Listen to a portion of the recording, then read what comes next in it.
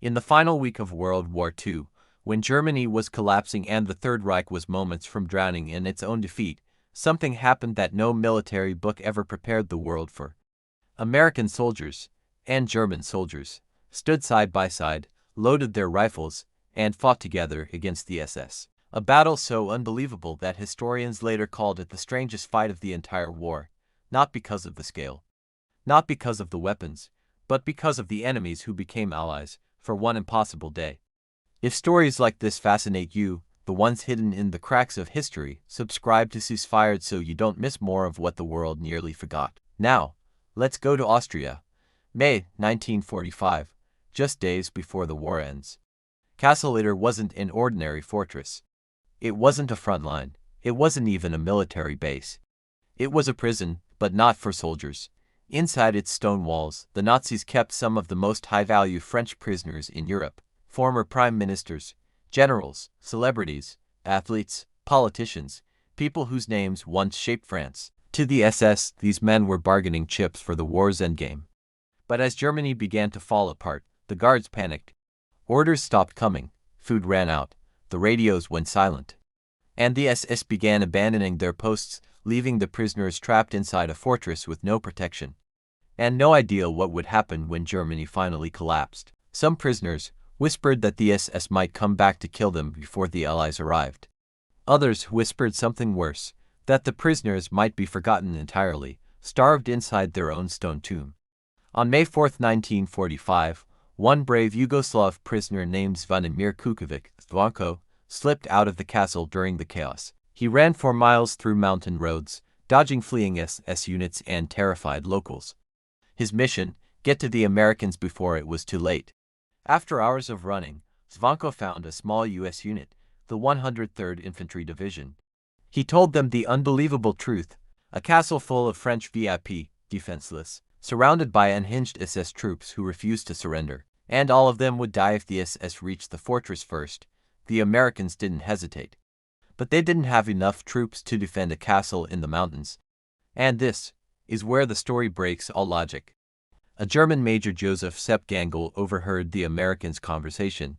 Gangl was Wehrmacht, not SS, a soldier who realized the war was over and refused to keep fighting for Hitler. His only goal now: protect civilians from SS fanatics. So when he heard that French prisoners were about to be massacred, he volunteered something that shocked the Americans. He said he and his men would help defend the castle. American Lieutenant Jack Lee looked at him for a long moment, then simply nodded. And that's how it happened. On May 5, 1945, American troops, German Wehrmacht soldiers, a captured Sherman tank, and a handful of Austrian resistance fighters all drove toward Castle Itter, not as enemies, but as allies. It was the first and only time in the entire war that Americans and Germans fought side by side. When they reached the castle, the prisoners couldn't believe their eyes: Americans and Germans walking in together, sharing ammo, setting up machine guns on the same walls. General Weygand, one of France's most respected military leaders, actually picked up a rifle himself. These prisoners had waited years to be rescued, and now they were preparing to fight alongside the people rescuing them.